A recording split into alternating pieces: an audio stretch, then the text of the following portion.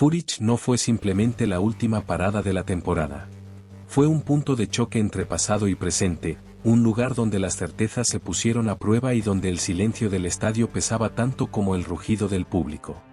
La final de los 200 metros de la Diamond League 2025 no se sintió como una carrera más. Se sintió como un ajuste de cuentas. Como una noche en la que nadie corría solo por un trofeo, sino por identidad, orgullo y memoria. Durante años, Noah Lyles convirtió la Diamond League en su territorio personal.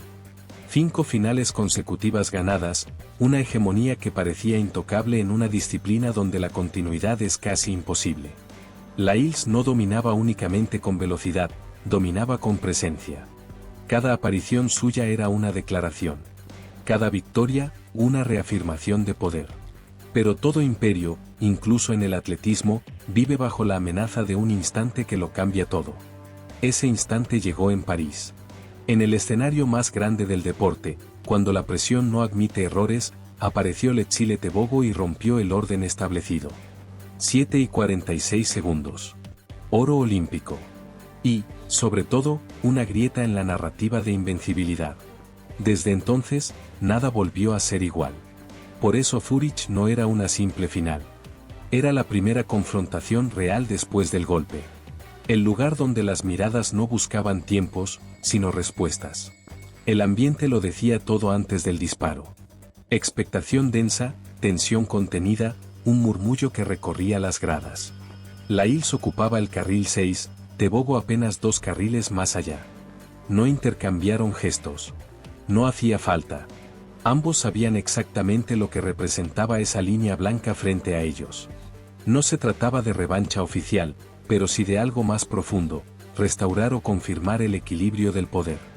La carrera se desarrolló como un reflejo perfecto de sus personalidades. Tebogo salió agresivo pero fluido, dominando la curva con una naturalidad inquietante. No parecía forzar. Su velocidad era limpia, controlada, casi fría. Lyles, fiel a su estilo, construyó la carrera con paciencia calculada. No se desesperó.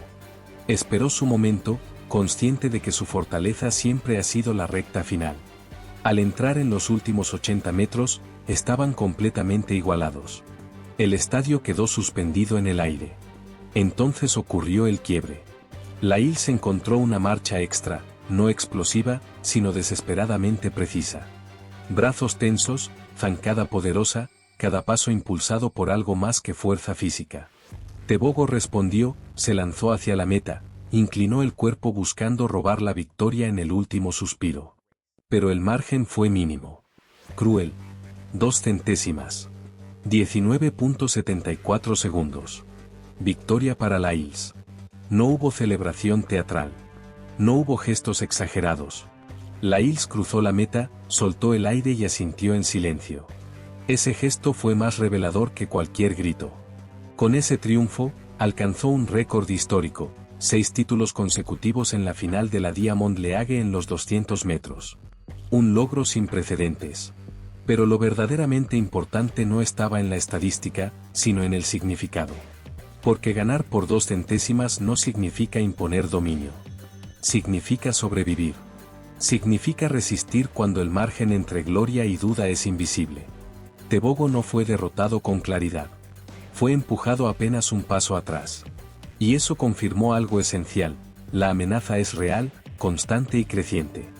Zúrich no cerró un capítulo. Lo abrió por completo.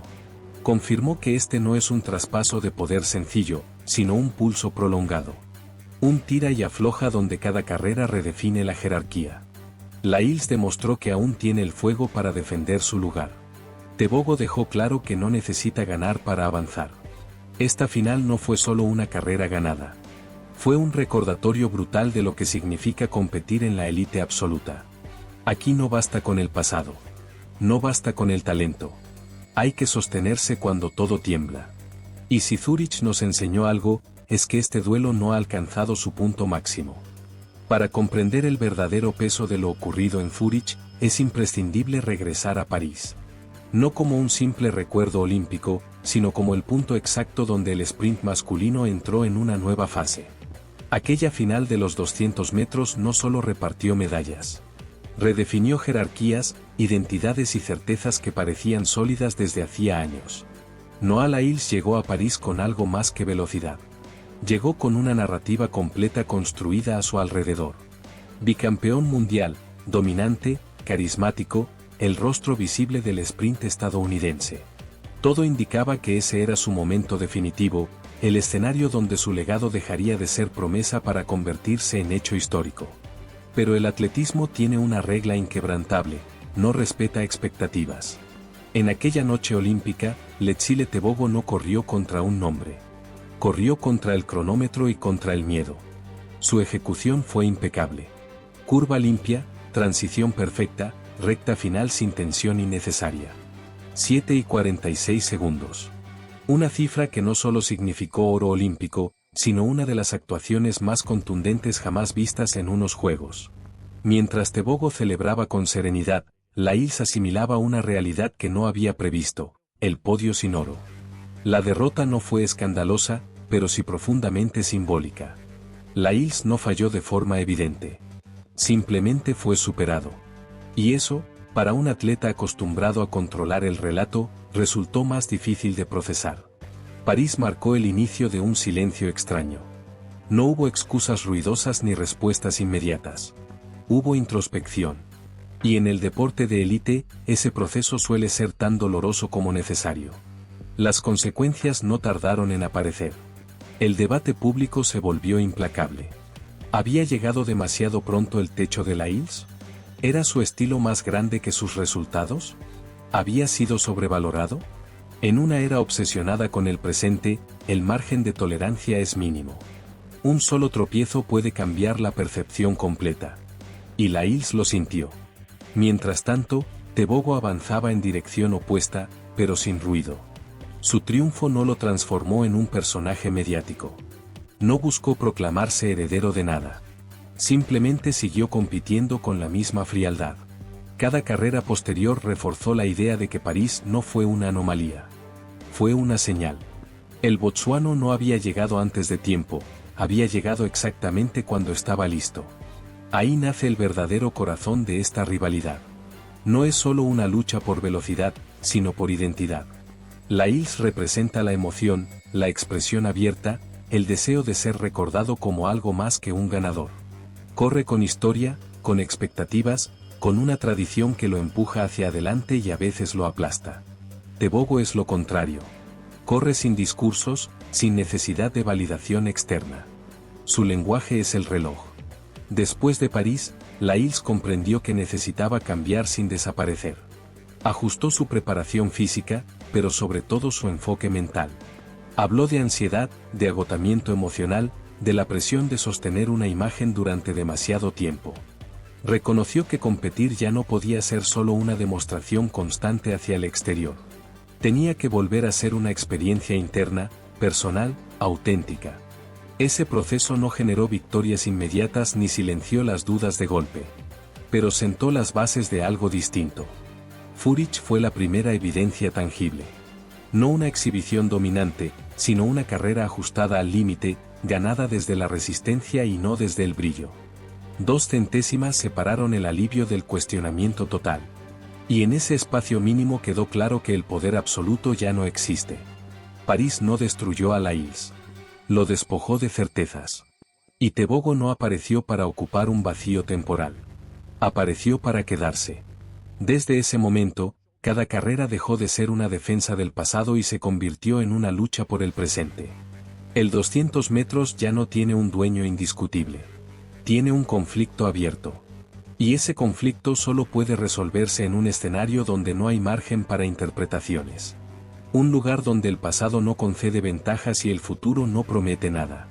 Ese lugar ya tiene nombre. Y se acerca rápidamente. Zúrich encendió la mecha. París cambió el rumbo. Tokio será el lugar donde todo encuentre su forma definitiva. El Campeonato Mundial de 2025 no llega como una simple continuación del calendario, sino como el punto exacto donde una era se confirma o se disuelve.